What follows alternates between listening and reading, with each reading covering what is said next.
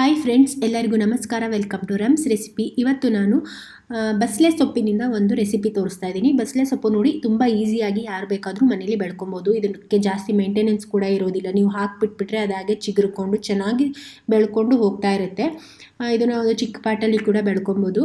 ಇದರಿಂದ ತುಂಬ ಆರೋಗ್ಯಕ್ಕೆ ಕೂಡ ಬೆನಿಫಿಟ್ ಇದೆ. ಹಾಗಾಗಿ ಇದನ್ನು ನೀವು ಈಸಿಯಾಗಿ ಮನೇಲಿ ಬೆಳ್ಕೊಂಡ್ರೆ ನೀವು ಥರದ ರೆಸಿಪಿನ ಮಾಡಿಕೊಂಡು ಇದನ್ನು ಸೇವಿಸ್ತಾ ಇದ್ದರೆ ಆರೋಗ್ಯಕ್ಕೆ ಒಳ್ಳೆಯದು.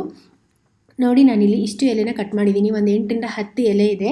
ಇಷ್ಟು ಎಲೆನ ಚೆನ್ನಾಗಿ ತೊಳೆದ್ಬಿಟ್ಟು ಇಟ್ಕೊಂಡಿದ್ದೀನಿ. ಇವಾಗ ಈ ಥರ ಕಟ್ ಮಾಡ್ಕೊಂಡ್ಬಿಟ್ಟು ಒಂದು ರಫಾಗಿ ಇದನ್ನು ಕಟ್ ಮಾಡ್ಕೊತಾ ಇದ್ದೀನಿ. ತುಂಬ ಚಿಕ್ಕದಾಗಿ ಕಟ್ ಮಾಡ್ಕೊಬೇಕು ಅಂತ ಏನಿಲ್ಲ. ಈ ಥರ ರಫಾಗಿ ಚಾಪ್ ಮಾಡಿಕೊಂಡ್ರೆ ಸಾಕಾಗುತ್ತೆ. ಇವಾಗ ಇನ್ನೊಂದು ಪ್ಯಾನಲ್ಲಿ ನಾನು ಒಂದು 2 ಚಮಚ ಆಗೋಷ್ಟು ಎಣ್ಣೆ ಹಾಕ್ತಾಯಿದ್ದೀನಿ. ಒಗ್ಗರಣೆಗೆ ಒಂದು 2 ಚಮಚ ಎಣ್ಣೆ, ಅದಕ್ಕೆ ಒಂದು ಅರ್ಧ ಚಮಚ ಆಗೋಷ್ಟು ಜೀರಿಗೆ, ಒಂದು ಅರ್ಧ ಚಮಚ ಆಗೋಷ್ಟು ಸಾಸಿವೆ ಹಾಕ್ತಾಯಿದ್ದೀನಿ. ಇದು ಸ್ವಲ್ಪ ಚಟ್ಪಟ ಅಂತ ಸಿಡಿಬೇಕು. ಹಾಗೆ ನಾನಿಲ್ಲಿ ಕಾಯಿನ ಬಳಸದೆ ಮಾಡ್ತಾಯಿದ್ದೀನಿ. ಇದಕ್ಕೆ ಕಾಯಿ ಕೂಡ ರುಬ್ಬಿ ಕೂಡ ಹಾಕಿ ಕೂಡ ಮಾಡ್ಕೊಬೋದು. ಇಲ್ಲಿ ಕಾಯಿ ಇಲ್ಲದೆ ವಿತೌಟ್ ಕೊಕೊನಟ್ ನಾನಿಲ್ಲಿ ಮಾಡ್ತಾ ಇರೋದು. ಇದಕ್ಕೆ ನಾನು ಒಂದು 2 ಒಣಮೆಣಸಿನ್ಕಾಯಿ ಹಾಕಿದ್ದೀನಿ, ಚಿಕ್ಕದು. ಅದಾದಮೇಲೆ ಒಂದು ದೊಡ್ಡ ಈರುಳ್ಳಿ ಕಟ್ ಮಾಡ್ಕೊಂಡಿರೋದನ್ನ ಹಾಕ್ತಾಯಿದ್ದೀನಿ. ಈರುಳ್ಳಿ ಜಾಸ್ತಿ ಕೆಂಪಿಗೆ ಹುರಿಬೇಕು ಅಂತಿಲ್ಲ. ಹಾಕ್ಬಿಟ್ಟು ಒಂದ್ಸಲ ಈ ಥರ ಕೈ ಆಡಿಸ್ಬಿಟ್ಟು ತಕ್ಷಣವೇ ನೀವು ಸೊಪ್ಪನ್ನು ಸೇರಿಸ್ಬೋದು. ಆವಾಗ ನಿಮಗೆ ಈರುಳ್ಳಿ ಚೆನ್ನಾಗಿ ಕ್ರಂಚಿಯಾಗಿ ಸಿಗುತ್ತೆ. ನಿಮಗೆ ತಿನ್ನಬೇಕಿದ್ರೆ ತುಂಬ ಬೇಯಿಸಿಬಿಟ್ರೆ ಅದು ಮೆತ್ತಗಾಗ್ಬಿಡುತ್ತೆ.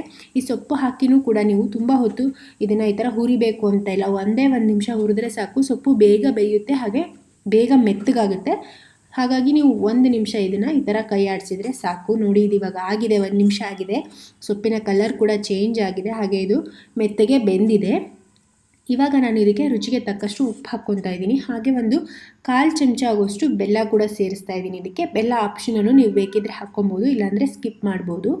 ಇದನ್ನು ಹಾಕ್ಬಿಟ್ಟು ಚೆನ್ನಾಗಿ ಈ ಥರ ಒಂದು ಸಲ ಮಿಕ್ಸ್ ಮಾಡಿಬಿಟ್ಟು ಇದನ್ನು ಕಂಪ್ಲೀಟಾಗಿ ತಣ್ಣಗಾಗೋದಕ್ಕೆ ಬಿಡಬೇಕು.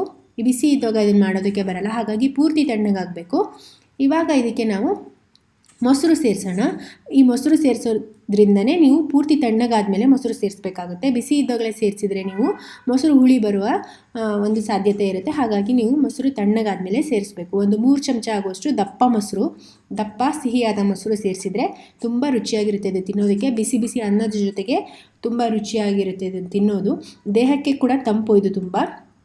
ನೋಡಿ, ಇಷ್ಟು ಒಂದು 5 ನಿಮಿಷದಲ್ಲಿ ಈಸಿಯಾಗಿ ನಿಮ್ಮ ಮನೇಲೇ ಬೆಳ್ಕೊಂಡಿದ್ರೆ ಪಟ್ ಅಂತ ತೊಗೊಂಬಂದ್ಬಿಟ್ಟು ಕಟ್ ಮಾಡಿ ಈಸಿಯಾಗಿ ಮಾಡ್ಕೊಂಬಿಡ್ಬೋದು. ಒಂದು ರೆಸಿಪಿ ರೆಡಿ ಆಗುತ್ತೆ. ಇದನ್ನು ಬಿಸಿ ಅನ್ನ ಜೊತೆಗೆ ಸೇವಿಸಿದರೆ ತುಂಬ ಚೆನ್ನಾಗಿರುತ್ತೆ. ಇಷ್ಟೇ ಈ ರೆಸಿಪಿ. ನಿಮಗೆಲ್ಲ ಈ ರೆಸಿಪಿ ಇಷ್ಟ ಆಗಿದ್ದರೆ ಒಂದು ಲೈಕ್ ಮಾಡೋದನ್ನು ಮರಿಬೇಡಿ. ಹಾಗೆ ನಿಮ್ಮ ಫ್ರೆಂಡ್ಸ್ ಹಾಗೂ ಫ್ಯಾಮಿಲಿ ಜೊತೆ ಕೂಡ ಈ ರೆಸಿಪಿನ ಶೇರ್ ಮಾಡಿ. ಯಾರಾದರೂ ಹೊಸದಾಗಿ ನನ್ನ ಚಾನಲ್ ನೋಡ್ತಾ ಇದ್ದರೆ ನನ್ನ ಚಾನಲ್ಗೆ ಸಬ್ಸ್ಕ್ರೈಬ್ ಆಗೋದನ್ನು ಮರಿಬೇಡಿ. ಪಕ್ಕದಲ್ಲಿ ಬೆಲ್ ಐಕಾನ್ ಕೂಡ ಇರುತ್ತೆ, ಅದನ್ನು ಕೂಡ ಕ್ಲಿಕ್ ಮಾಡಿ. ನಾನು ಮುಂದೆ ಯಾವುದೇ ರೆಸಿಪೀಸ್ ಹಾಕಿದರೂ ಈಸಿಯಾಗಿ ನೋಟಿಫಿಕೇಷನ್ ಬರುತ್ತೆ. ನಾನು ಮತ್ತೆ ಇನ್ನೊಂದು ರೆಸಿಪಿಯೊಂದಿಗೆ ಸಿಗ್ತೀನಿ. ಅಲ್ಲಿವರೆಗೆ ಬಾಯ್, ಟೇಕ್ ಕೇರ್.